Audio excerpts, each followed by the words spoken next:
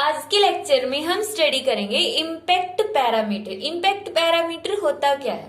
Previous lectures में हमने study किया था जे थॉम्सन का मॉडल, रदरफोर्ड का मॉडल और कि किस तरह से हम न्यूक्लियस की रेडियस कैलकुलेट करते हैं, means distance of closest approach. और उसी के साथ वाला टॉपिक है ये इम्पैक्ट पैरामीटर। मींस ये टॉपिक भी रदरफोर्ड ने ही दिया था। मींस इम्पैक्ट पैरामीटर को किसने दिया था? रदरफोर्ड ने दिया था। तो इम्पैक्ट पैरामीटर क्या होता है? तो उससे पहले हम ये देख लेते हैं, ये मान लेते हैं न्यूक्लियस है। अभी न्यूक्लियस की शेप हमने इस तरह से क्यों बना दी है? इसका मतलब ये जो जैसे ये न्यूक्लियस हो गया, इसको हमने ऐसे खड़ा कर दिया है, मतलब वर्टिकल पोजीशन में है। तो वर्टिकल पोजीशन को शो करने के लिए हमने न्यूक्लियस की स्ट्रक्चर को इस तरह से बना दिया। ये हो गया न्यूक्लियस का सेंटर और ये एक लाइन है जो बिल्कुल इसके बीच से पास हो गई, लाइन जो बिल्कुल इसके बीच से जाती है, जिसको हम बोलते हैं central line. Central line.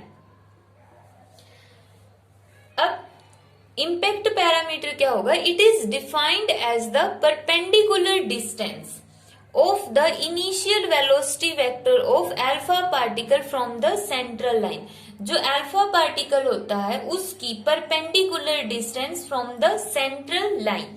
Alpha particle mean जो रदरफोर्ड के एक्सपेरिमेंट में बिस्मिथ सोर्स के अंदर से जो अल्फा पार्टिकल निकल कर आ रहे हैं वो वाले। अब देखो अल्फा पार्टिकल जब न्यूक्लियस के बिल्कुल नजदीक से जाएगा, इस तरह से न्यूक्लियस के पास से जाएगा, अगर न्यूक्लियस नहीं होता तो वो तो बिल्कुल सीधा चला जाता। यहां की बजाय भी हम थोड़ा सा इसको नीचे बना लेते हैं, बिल्कुल यहां से, इस तरह से। ठीक है, अगर यहाँ पे न्यूक्लियस नहीं होता तो ये पार्टिकल बिल्कुल इस पाथ में सीधा फ्लो करता। बट यहाँ पे न्यूक्लियस पर चार्ज पॉजिटिव है और जो अल्फा पार्टिकल आ रहा है उस पर भी कितना चार्ज है? पॉजिटिव चार्ज है। इसकी वजह से जो ये अल्फा पार्टिकल है वो अपने पाथ से डेविएट होकर चला गया है और डेविएट होकर उसने यहाँ पर जो ये एंगल बनाया है, मान लेते हैं वो एंगल कितना है? थीटा। ये अल्फा पार्टिकल अब सीधा जाने की बजाय उस तरफ से चला गया, ये एंगल हो गया थीटा। और थीटा को हम बोलते हैं angle of scattering. Angle of scattering, scattering angle. अब इन्होंने बोला कि इम्पैक्ट पैरामीटर का मतलब it is defined as the perpendicular distance of initial velocity vector. और जो अल्फा पार्टिकल जो सबसे पहले डिफ्लेक्ट होगा ना, बाकी पार्टिकल सीधे चलेंगे, और वो पहला अल्फा पार्टिकल जो सबसे पहले डिफ्लेक्ट होगा उसको हम बोलते हैं initial velocity vector. Initial velocity vector of alpha particle from central line. तो इम्पैक्ट पैरामीटर हो गया परपेंडिकुलर डिस्टेंस, ये हो गई परपेंडिकुलर डिस्टेंस किसकी? इनिशियल वेलोसिटी वेक्टर की from the central line of the nucleus. Central line of the nucleus से, तो वो परपेंडिकुलर डिस्टेंस को ही हम क्या बोलते हैं? Impact parameter. और इम्पैक्ट पैरामीटर को हम रिप्रेजेंट करते हैं स्मॉल बी से। अब क्वेश्चन यहाँ पे ये आ गया कि परपेंडिकुलर डिस्टेंस तो यहाँ पर भी होती है और परपेंडिकुलर डिस्टेंस तो हम यहाँ पर भी रिप्रेजेंट कर सकते हैं, और यहाँ वाली परपेंडिकुलर डिस्टेंस इससे बड़ी हो गई, तो इम्पैक्ट पैरामीटर कौन सा होगा? तो फिर इन्होंने इम्पैक्ट पैरामीटर की डेफिनेशन में ये लाइन ऐड की, when the particle is far away from the nucleus. जब वो न्यूक्लियस से दूर है, मीन जब तक उसके ऊपर न्यूक्लियस का कोई भी इफेक्ट नहीं है। जैसे इफेक्ट हुआ तो मतलब वो स्कैटर होना स्टार्ट हो गया। तो जब न्यूक्लियस का कोई इफेक्ट नहीं है, उन दोनों के बीच में सेंट्रल लाइन और इनिशियल वेलोसिटी वेक्टर के बीच की उस परपेंडिकुलर डिस्टेंस को हम बोलते हैं बी, मींस इम्पैक्ट पैरामीटर। और जो ये इम्पैक्ट पैरामीटर है इसका फॉर्मूला होगा B is equal to 1/4 pi epsilon naught Z e square cot of θ/2 divide by E। अब ये फॉर्मूला कहाँ से आया? इसका डेरिवेशन हमारे सिलेबस में नहीं है, तो इसको एज इट इज याद रखोगे कि बी एक इम्पैक्ट पैरामीटर है और उसका फॉर्मूला ये है। अब इसके ऊपर बेस्ड कुछ स्पेशल केसेस देखते हैं। यहाँ पे ध्यान रखना, ये जो थीटा है ये एंगल ऑफ स्कैटरिंग है। सबसे पहला केस हम ये ले लेते कि जब b की वैल्यू 0 है, b 0 है तो इसका मतलब ये सारी टर्म्स कितनी हो गई 0, मीन्स कोट थीटा बाई 2 भी कितना हो गया 0।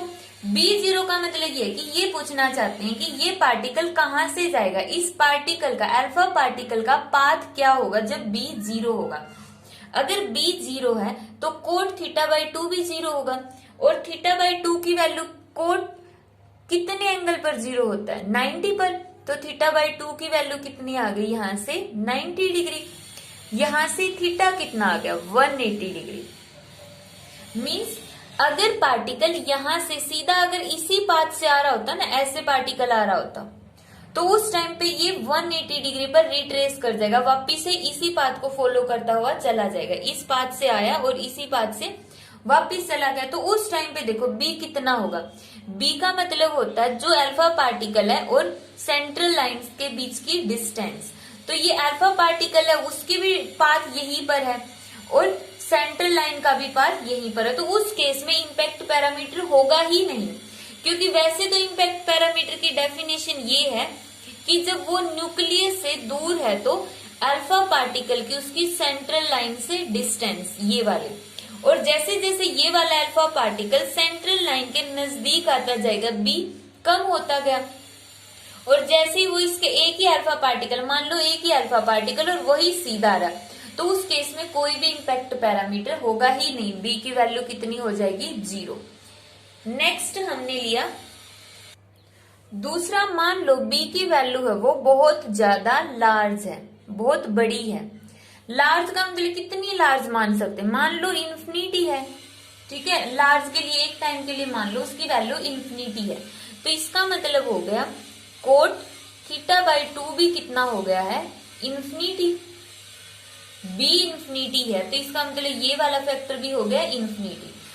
कोट थीटा बाई 2 इन्फिनिटी कब होगा, जब थीटा बाई 2 की वैल्यू कितनी होगी यहाँ पर 0 डिग्री होगी। कोट 0 की वैल्यू इन्फिनिटी होती है, तो यहां से थीटा कितना आ गया 0। थीटा 0 मतलब ये वाली है जो थीटा की वैल्यू डिक्रीज होते होते 0 हो गई। इसका मतलब क्या हुआ कि b की वैल्यू जब बहुत लार्ज होगी, b मतलब कि जब ये सेंट्रल लाइन से अल्फा पार्टिकल का जो पाथ है ना, अगर वो बहुत ज्यादा दूर है तो उस टाइम पे वो बिल्कुल सीधा चला जाएगा, उसके अंदर कोई भी स्कैटरिंग नहीं होगी। मीन जैसे हम ये वाला ले लेते कि अल्फा पार्टिकल ये चला गया सीधा, अब इस टाइम पे जो इम्पैक्ट पैरामीटर होगा इनके बीच का ये वाला होगा। अल्फा पार्टिकल यहां से जा रहा है और ये इसका हो गया इम्पैक्ट पैरामीटर बी। अब ये न्यूक्लियस से बहुत ज्यादा दूर है तो इसका इसके ऊपर कोई इफेक्ट ही नहीं हुआ, इसलिए यहाँ पे कोई स्कैटरिंग भी नहीं हुई, थीटा कितना हो गया 0। तो इस टाइम पे हम बोलेंगे इम्पैक्ट पैरामीटर लार्ज है एक। तो ये था इम्पैक्ट पैरामीटर। तो यहाँ पर हम रदरफोर्ड का जो मॉडल है वो कंप्लीट करते हैं कि रदरफोर्ड ने क्या क्या बताया था, न्यूक्लियस की एग्जिस्टेंस बताई थी कि एटम के अंदर न्यूक्लियस होता है, साथ ही उसने न्यूक्लियस का साइज भी बता दिया और साथ ही उसने इम्पैक्ट पैरामीटर भी बताया। यहां से हम इम्पैक्ट पैरामीटर से ये पॉइंट भी बोल सकते हैं कि अगर इम्पैक्ट पैरामीटर लार्ज है, इम्पैक्ट का मतलब उस पर न्यूक्लियस का इफेक्ट कितना पड़ रहा है, वो पैरामीटर जो ये बताता है कि उस पर न्यूक्लियस का कितना इफेक्ट पड़ रहा है। अगर इम्पैक्ट पैरामीटर ज्यादा है, बहुत बड़ा है इम्पैक्ट पैरामीटर, तो न्यूक्लियस का इफेक्ट उस पर है ही नहीं, तो वो जो पार्टिकल होगा वो बहुत ही कम फोर्स को एक्सपीरियंस करेगा, उस पर न्यूक्लियस का जो इम्पैक्ट होगा, इफेक्ट होगा, वो बहुत ज्यादा कम होगा। और अगर इम्पैक्ट पैरामीटर स्मॉल है तो वो जो न्यूक्लियस होगा उसको ज्यादा फोर्स से रिपेल करेगा। ठीक है, तो इम्पैक्ट पैरामीटर का मेन यूज क्या है, ये बताना कि जो अल्फा पार्टिकल आ रहा है उस पर कितना फोर्स है वो न्यूक्लियस लगा सकता है। ये था इम्पैक्ट पैरामीटर।